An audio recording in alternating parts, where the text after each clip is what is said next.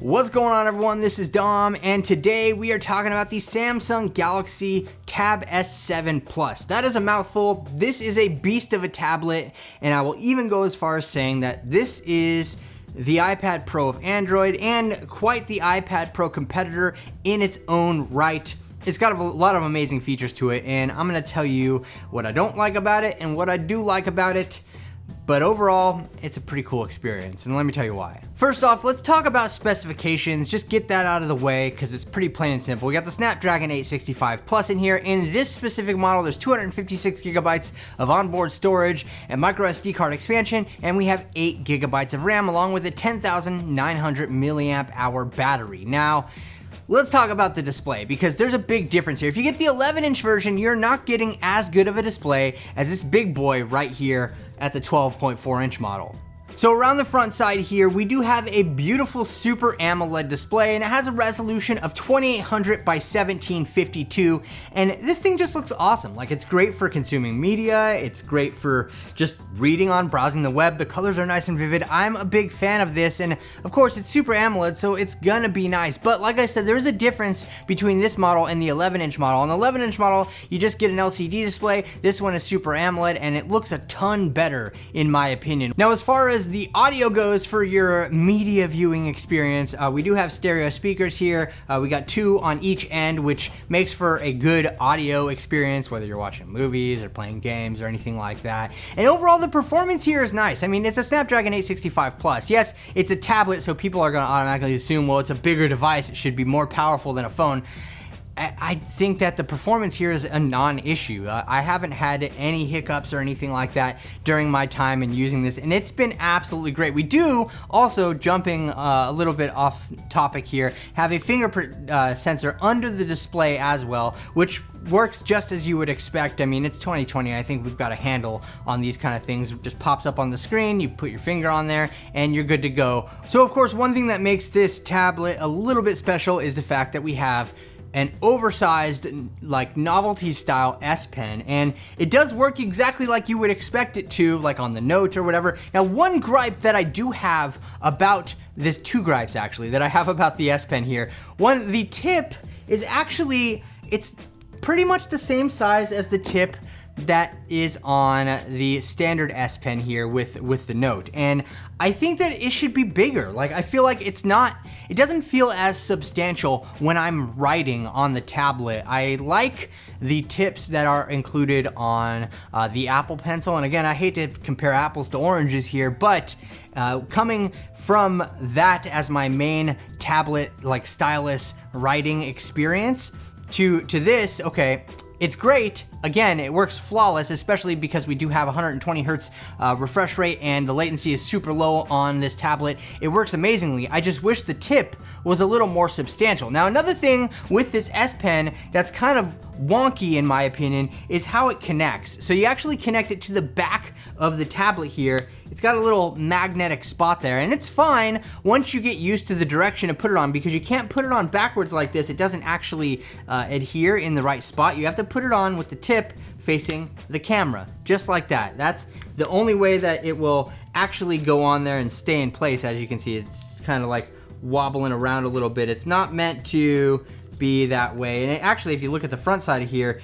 it doesn't even charge if you get it in the right spot. You have to turn it around and make sure you place it in the exact right area. Now, that's fine. If you can get over that, cool. And it does work as a nice little way to prop up the tablet when you set it on a table, but I just find that I knock it off so easily, like all the time. If I'm going to pick up the tablet, I accidentally knock off the pencil. It happens more often than not, enough to make me wish that it just flat out copied the iPad Pro and just stuck it on the side, right? Like, that just seems like it would be a better scenario to me. Now, of course, as we're talking about the backside, we do have cameras on the back, and they work great. You know, there's really nothing to nag about there. The experience here is great. Now, I do also have the keyboard accessory that comes with this, and it's a little odd, right? So here's the keyboard accessory here, and it's actually 2 pieces, right? So we have the back side, which obviously goes on the back, and you can see it's got a nice little cutout for the pencil right there, and you can just easily flip it down to grab the pencil. That is nice, because now I'm not knocking this off all the time. But we also have, boom, snaps on with a little smart connector there. And we have a fully covered tablet. This is pretty substantial though, but the keyboard does add some benefits. Of course, we do have a trackpad here, which works great in my opinion, though I'm not a fan of the fact that the keyboard is not backlit.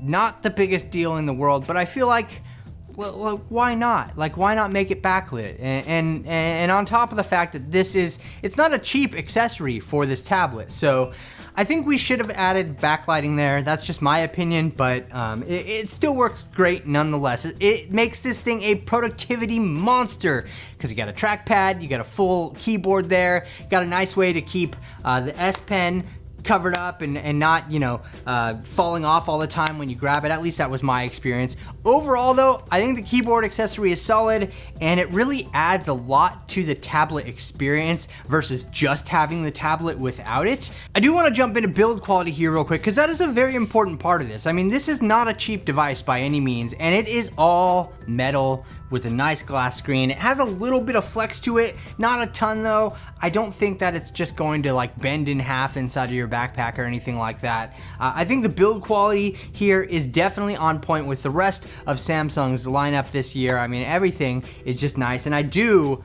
appreciate how squared these edges are. It just gives you something to hold on to. It's not gonna be slipping out of your hands. I personally appreciate the build quality a lot. I will say the best thing about the build quality here is the fact that it's so substantial that I could straight smack an anti-masker across the face and it probably wouldn't do any damage. Now, of course, if you're used to the S Pen from the Note series, you can do the same kind of actions and pull up the menu and stuff like that like you can on anything else. Like I said, this thing is pretty nice and it's way more comfortable than using the Note S Pen. Obviously, it's bigger and it's just got more like substantial mass in between your fingers here, which I definitely appreciate on that as well. I mean, overall, let's just call this like, this is the Note 20 Ultra Max or something like that, because it basically provides the same experience, the same performance as the Note, just in a tablet form, which I can personally appreciate having an S Pen and this kind of display and performance on a tablet versus a phone. I think that is the clear like thing here, the moral of the story. Like, if you like what the Note offers but you're not into having the Note as a phone, this might be for you, definitely, because like I said, this is a clear competitor to the iPad Pro. I'd almost wager to say that in some ways, just due to the operating system alone and having the capabilities this has, it does beat out the iPad, depending on how you look at it.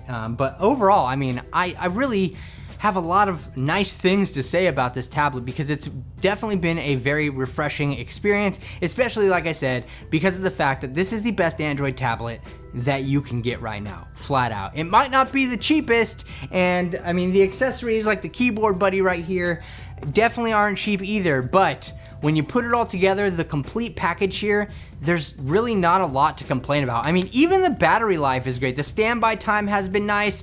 Like I said, it's a 10,900 milliamp hour battery, and while I'm not judging the battery life the same way I would on a phone as on a tablet, because they're definitely different in terms of how you use them, I haven't had this thing just flat out die on me. It's always been available when I needed it, and it's easy to top off the power on there. I really, overall, if you're looking for a great Android tablet, this is definitely the one to check out. But let me know what you think about the Samsung Galaxy Tab S7 Plus down in the comment section below. And if you enjoyed this video, hit the thumbs up button, and don't forget to subscribe to the channel if you're not already, and hit the notification bell so hopefully YouTube will notify you when new videos like this go up in the near future. Thank you so much for watching, everyone. I really do appreciate it. This is Dom, and I will catch you in the next video.